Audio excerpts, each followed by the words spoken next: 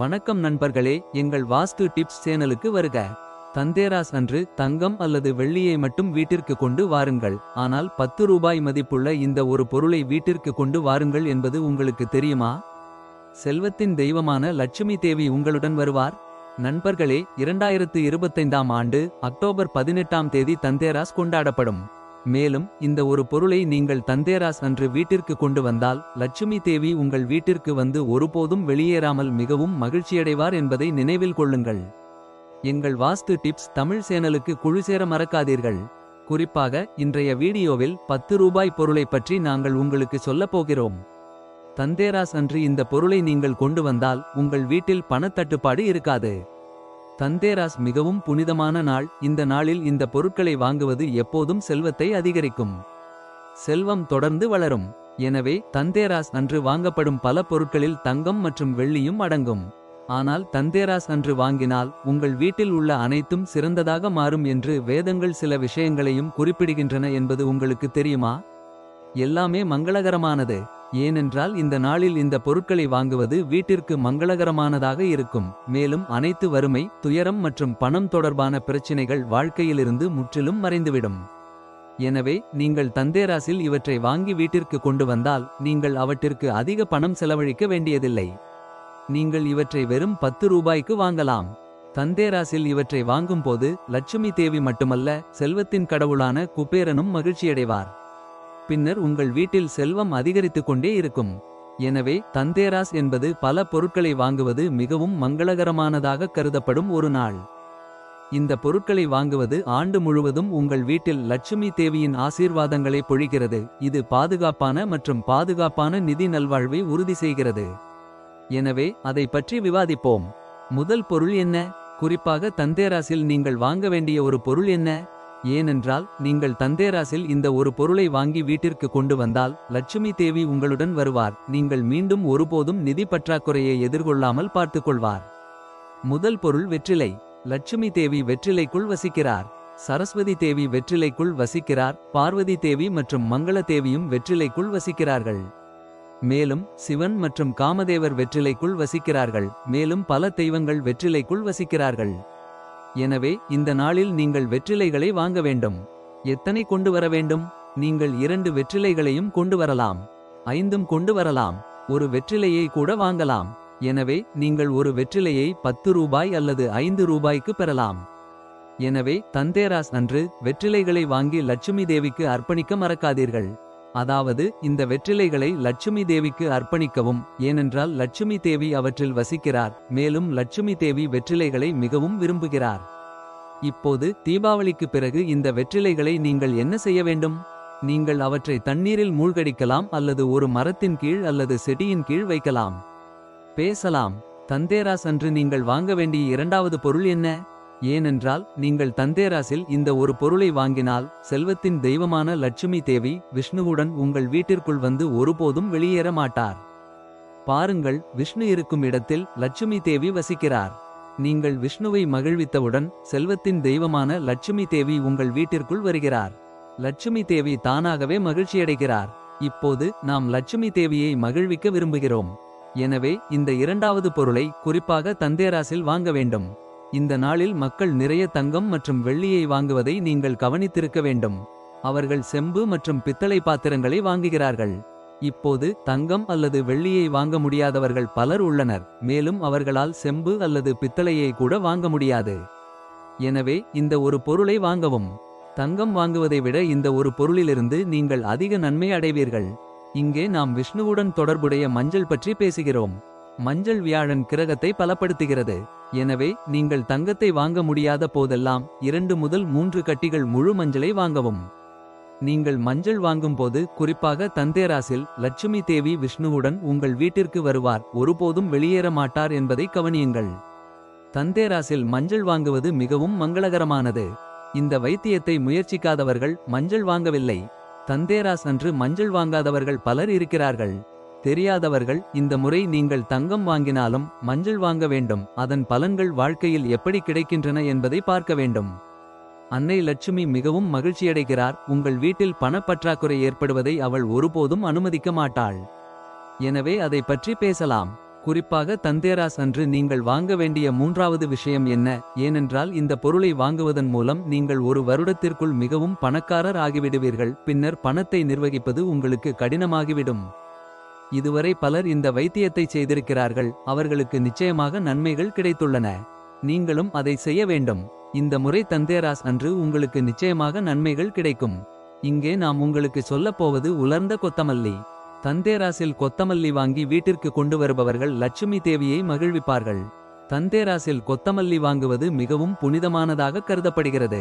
கொத்தமல்லி செழிப்பின் அடையாளமாக இருப்பதால் வீட்டில் மகிழ்ச்சியும் செழிப்பும் அதிகரிக்கும்.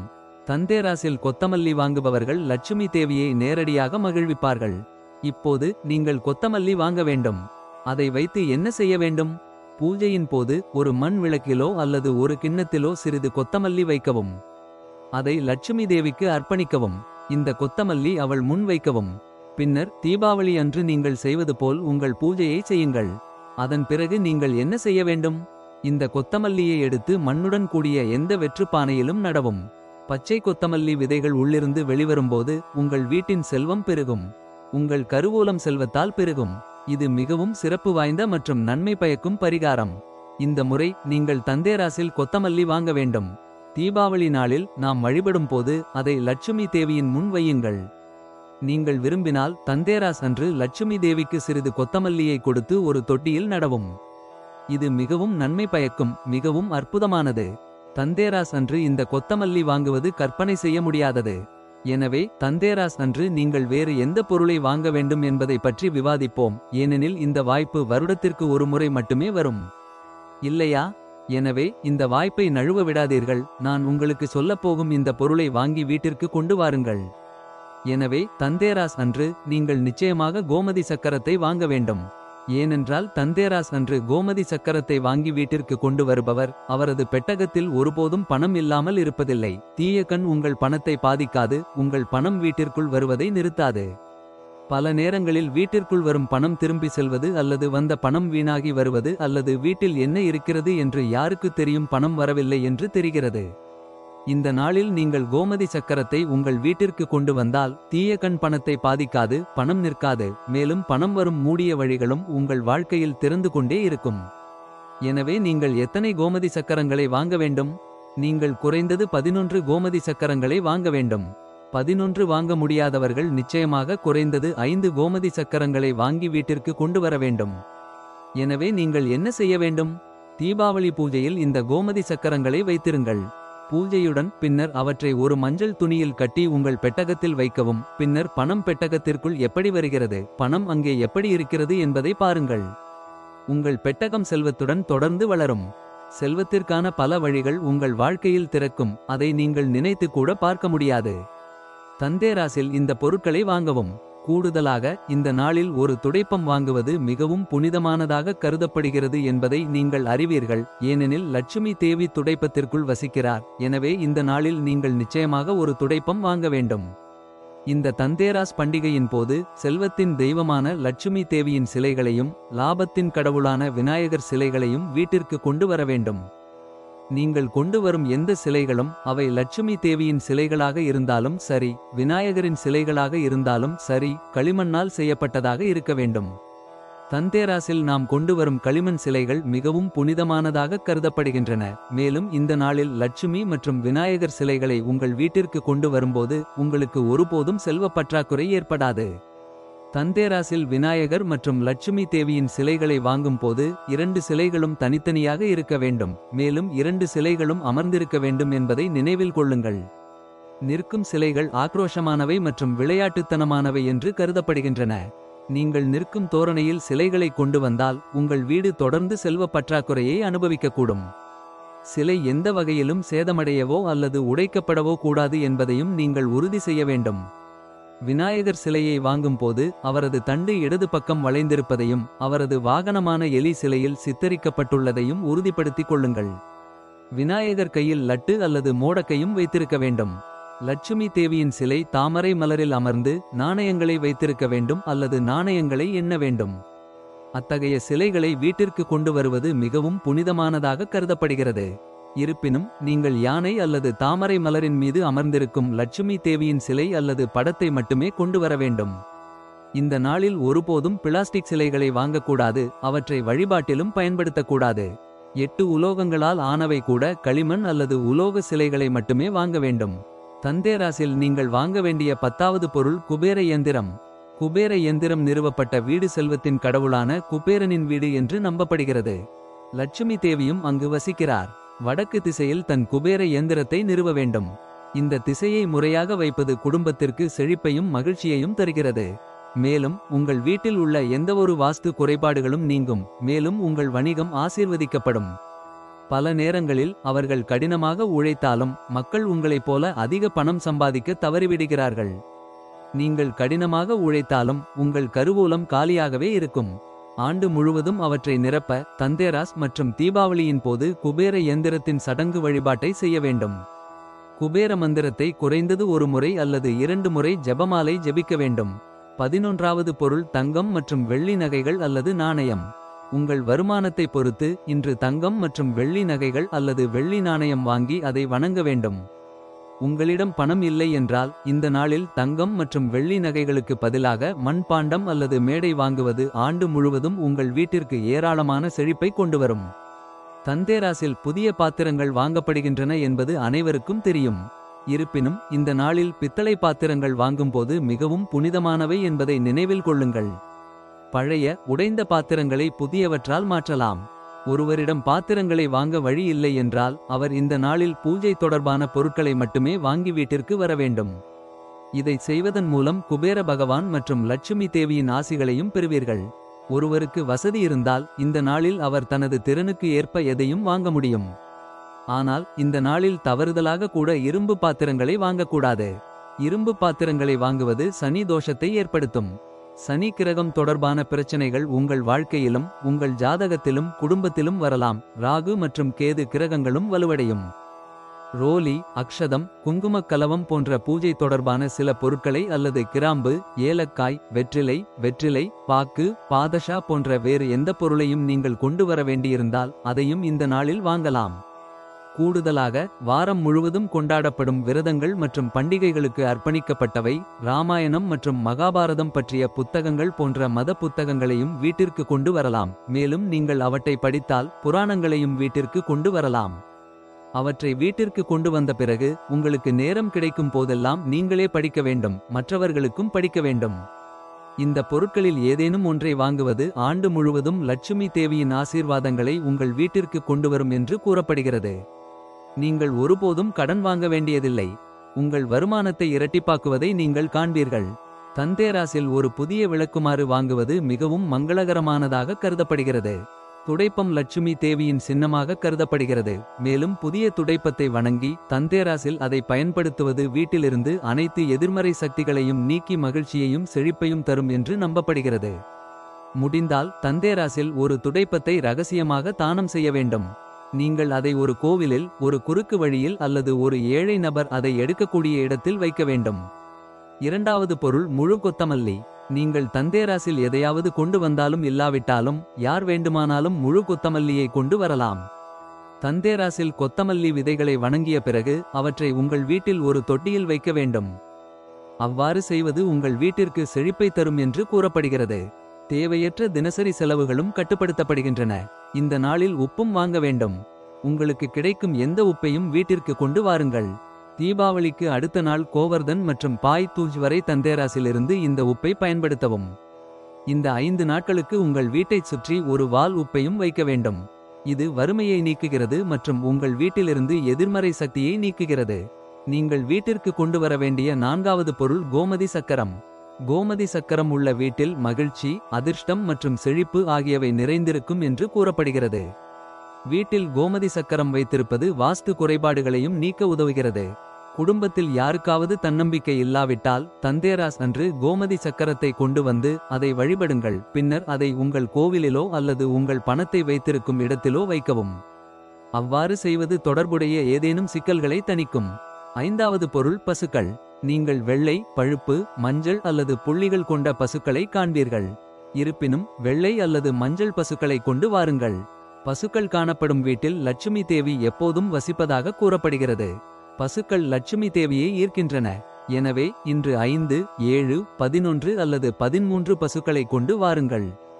தந்தேராஸ் மாலை அல்லது தீபாவளி இரவில் அவற்றை நீங்கள் வணங்கலாம். ரோலி, அக்ஷதம் மற்றும் குங்குமம் தடவி பின்னர் அவற்றை ஒரு சிவப்பு துணியில் கட்டி உங்கள் பணத்தை வைத்திருக்கும் இடத்தில் வைக்கலாம். நண்பர்களே, தந்தேராஸ் மாலையில் விளக்கில் ஒரு பசுக்கூட்டை வைத்து தீபாவளிக்கு பிறகு அதை விளக்கிலிருந்து எடுத்து உங்கள் பணப்பையில் வைக்கவும். இது உங்கள் பணப்பையை ஒருபோதும் காலியாக விடாமல் பார்த்துக்கொள்ளும். நீங்கள் இந்த பழைய கோவங்களை ஒவ்வொரு வருடமும் வணங்கலாம்.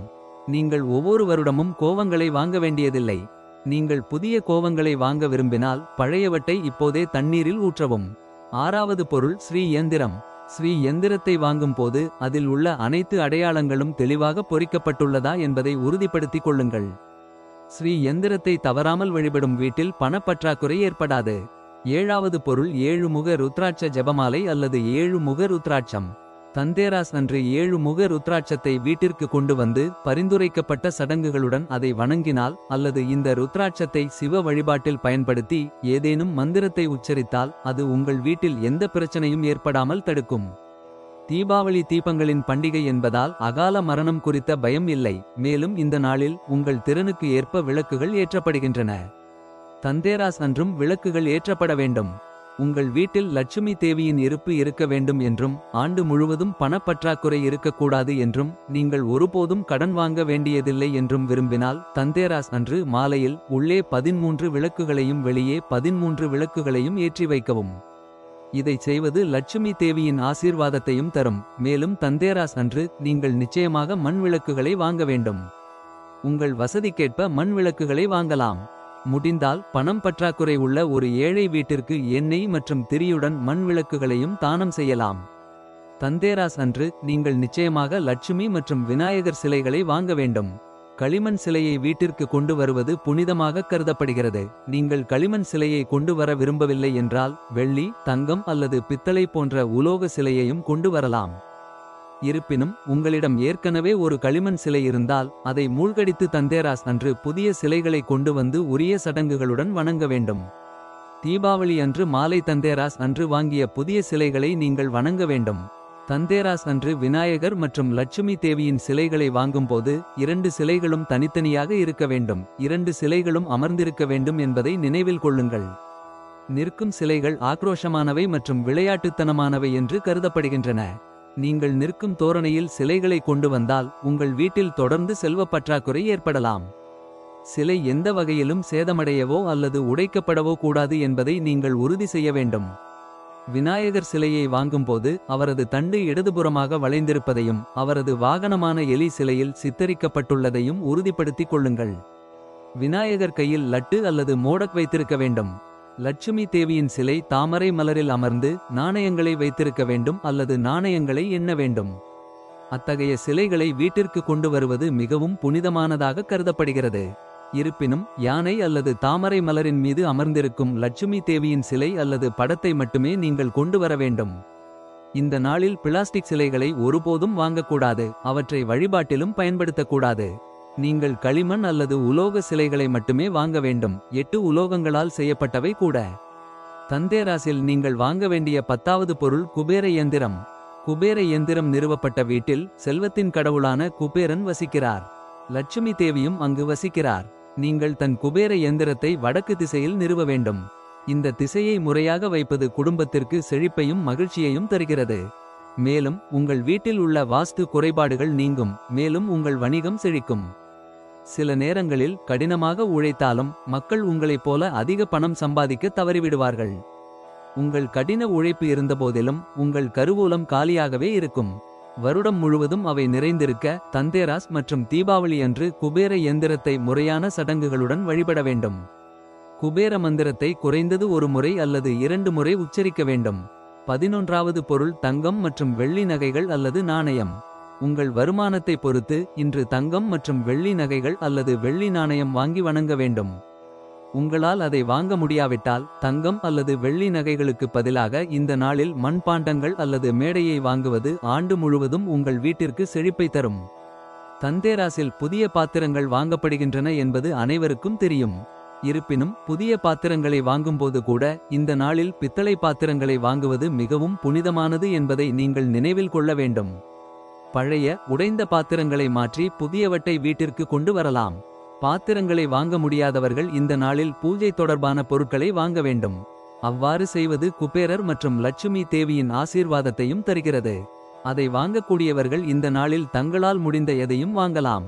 இருப்பினும் இந்த நாளில் இரும்பு பாத்திரங்களை வாங்குவதை தவிர்க்க வேண்டும், தவறுதலாக கூட. இரும்பு பாத்திரங்களை வாங்குவது சனி தோஷம் ஏற்படுத்தும். சனி கிரகம் தொடர்பான பிரச்சனைகள் உங்கள் வாழ்க்கையிலும் உங்கள் ஜாதகத்திலும் குடும்பத்திலும் எழலாம். மேலும் ராகு மற்றும் கேது கிரகங்களும் வலுவடையும். இன்றைய வீடியோவை நீங்கள் ரசித்திருப்பீர்கள் என்று நம்புகிறோம். நீங்கள் ரசித்திருந்தால் எங்கள் சேனலான வாஸ்து டிப்ஸுக்கு குழு சேர மறக்காதீர்கள். நன்றி நண்பர்களே.